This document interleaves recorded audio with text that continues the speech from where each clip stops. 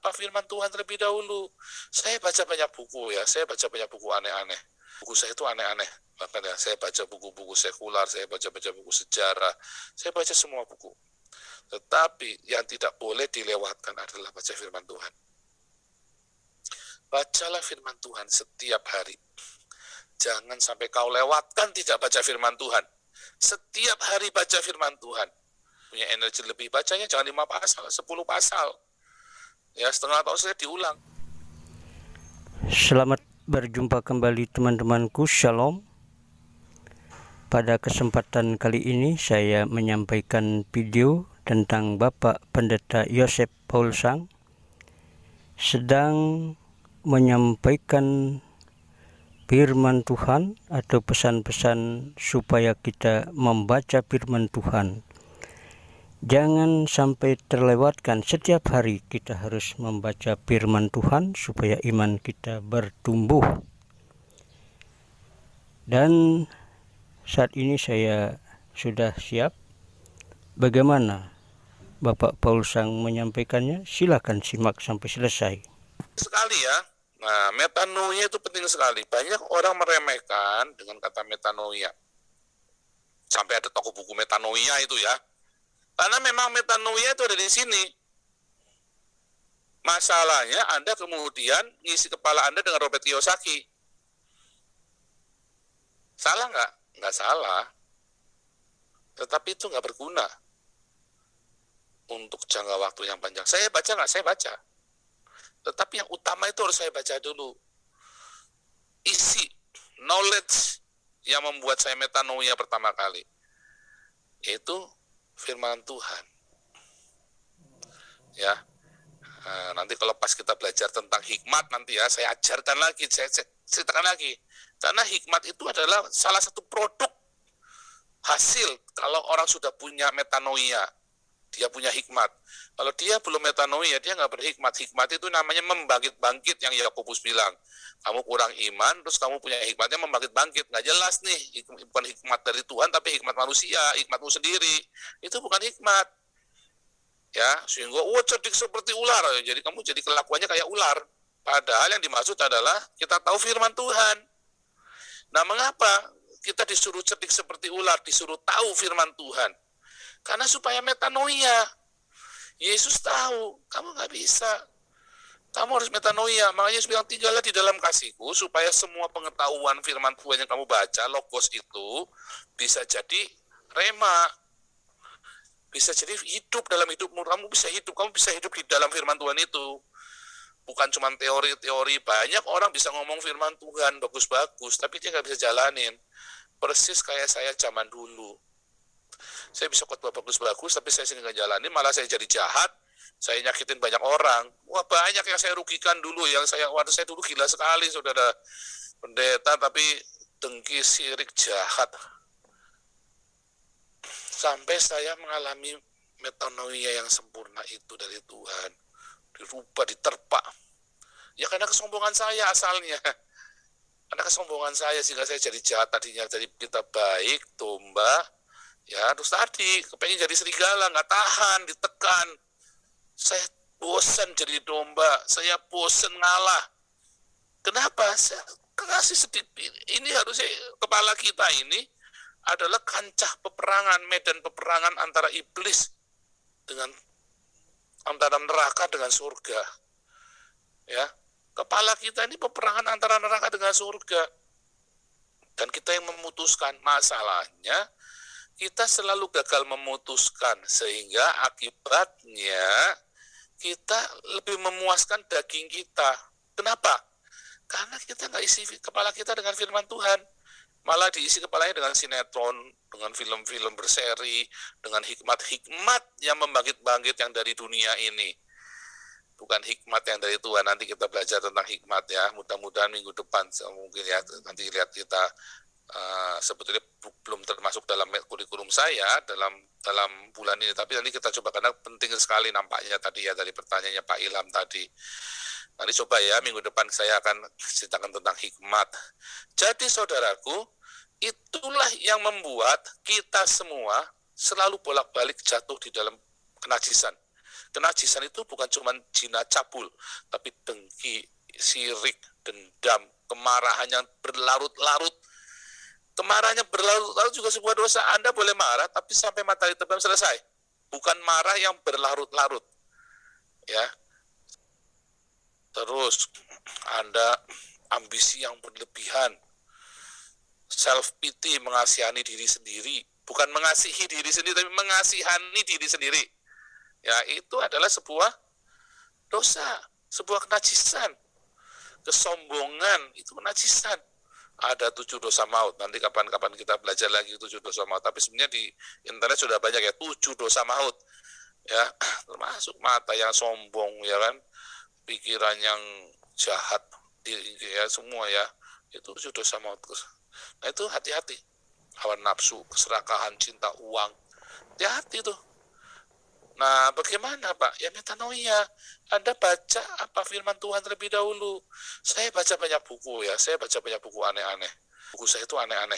Bahkan ya, saya baca buku-buku sekular, saya baca-baca buku sejarah. Saya baca semua buku. Tetapi yang tidak boleh dilewatkan adalah baca firman Tuhan. Bacalah firman Tuhan setiap hari. Jangan sampai kau lewatkan tidak baca firman Tuhan. Setiap hari baca firman Tuhan. Ya Dion, ya kalau kamu hyperaktif dan kamu punya energi lebih, bacanya jangan 5 pasal, 10 pasal. Ya, setengah tahun saya diulang. Waktu saya SMA itu saya pernah ada yang saya bawa kepada Tuhan, yang terus saya bawa ke gereja ya, tapi pasal 10 pasal. Ya, setengah tahun saya diulang. Waktu saya SMA itu saya pernah ada yang saya bawa kepada Tuhan, yang terus saya bawa ke gereja ya, tapi waktu itu saya bawa ke gereja Katolik karena komunitas keluarganya dari Katolik. Jadi saya bawa ke gereja Katolik, dibaptis sama romonya. Dibaptislah dia. Tahu nggak, dalam bulan pertama 2 orang ini, ya 2 orang yang saya bawa ini, dan saya bawa ke gereja Katolik ya waktu itu ya, 2 orang ini dalam 3 bulan pertama pertobatannya, mereka tuh baca Alkitab itu minimum 4 kali dalam 4 bulan coba. Dan memang 2 anak ini anak pintar ya, yang ini teman juara kelasnya kami lah, dia starnya kita lah. Jadi mau baca sehari 1 buku nggak problem, dia cepat sekali kalau baca, dia tahu ya kan, dia terbiasa untuk baca buku. Tapi begitu hausnya, sampai tuh serius kamu tuh, saya tanya cerita ini ada di mana, cerita itu saya tes kan, saya kan dari kecil udah sekolah minggu, udah tahu kan, saya sudah baca Alkitab bolak-balik habis itu saya SMP kelas 3 karena saya kan dari SD kan memang aktif di sekolah minggu ya. Tetapi anak ini, orang-orang yang saya tes ini hafal beneran, ngerti beneran ini tempatnya ada di mana, cerita ini cerita itu, padahal mereka seumur hidup hampir tidak pernah ke gereja. Tapi karena waktu dalam pertobatannya itu dia baca, tetapi waktu itu sebatas logos pengetahuan. Nah, kemudian di dalam bertumbuhnya iman, mereka tahu, mereka tinggal di dalam kasih, mereka mulai melayani. Melayani itu maksudnya bukan melayani gedung gereja, tapi melayani ini ya, turun ke jalan, dia berdiakonia, kita patungan sama-sama. Anak-anak SMA loh, dulu kita bisa patungan, terus kita bisa kasih makan orang miskin, patungan loh, kita ini lagi miskin sekali. Tapi kita bisa memberkati dengan uang tabungan kita. Apalagi saya kan juga pelayanan, beberapa teman juga aktif di gereja, sehingga kita dapat persembahan kasih karena kita main musik ya. Nah itu bisa dapat persembahan kasih kalau kita main musik di gereja dulu. Kita cukup kumpulin. Nah, tinggallah di dalam kasih, sehingga logos yang kita baca itu membuat logos yang kita baca itu jadi hidup. Nah, coba kita baca sekali lagi ya di dalam Mazmur 1 ya, saya akan bacakan Mazmur 1.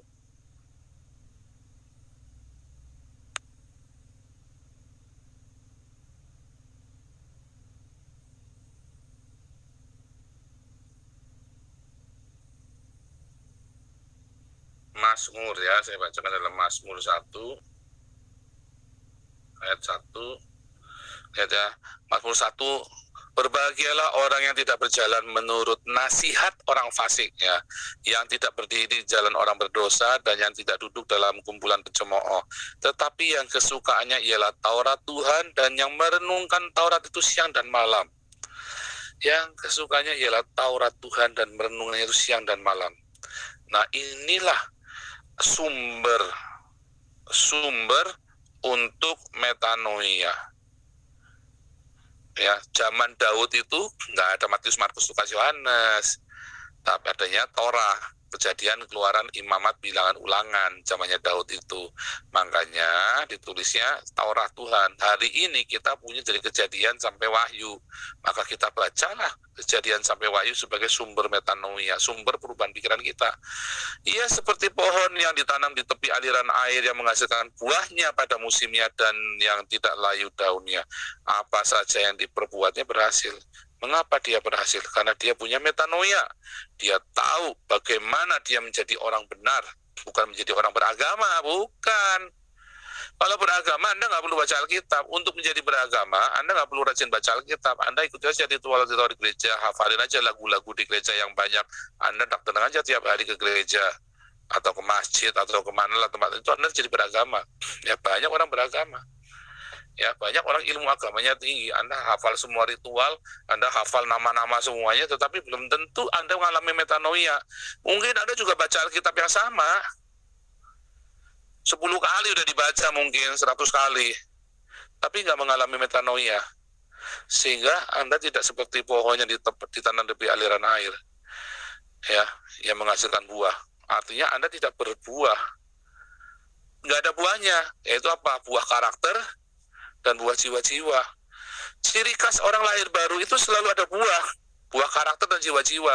Jadi jangan bullshit kalau ada orang bilang, oh saya nggak pernah memenangkan, Anda nggak pernah memberitakan Injil, terus Anda bilang lahir baru. Enggak, orang yang lahir baru pasti dia selalu ingin memberitakan Injil.